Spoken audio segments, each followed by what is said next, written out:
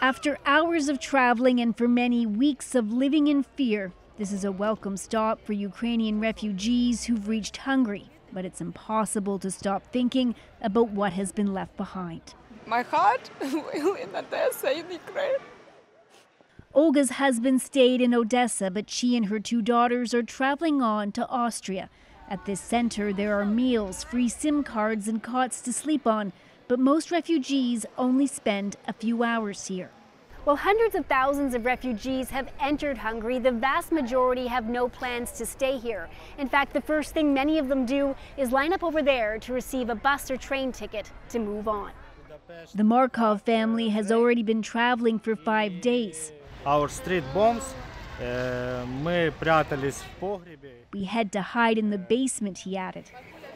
While they're off to Germany to stay with friends, others have found housing and support from local residents. It's nice to have nice friends.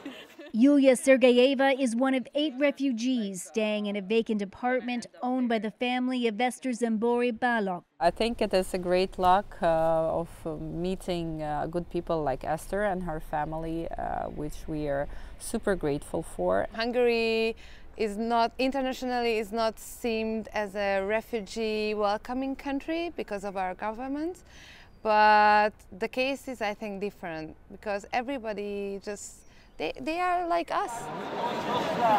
Hungary's open doors to Ukrainians is in stark contrast to the Syrian refugee crisis in 2015.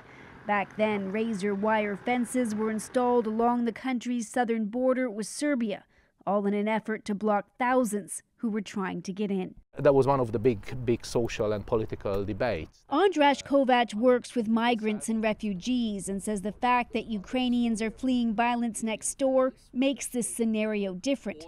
But he admits that race and religion have also shaped the response. The closer you are in terms of how you look, how you speak, how you behave, how you dress, the easier it is to feel sympathy, to feel empathy.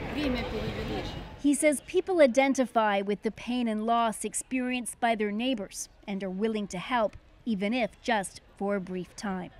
Briar Stewart, CBC News, Budapest.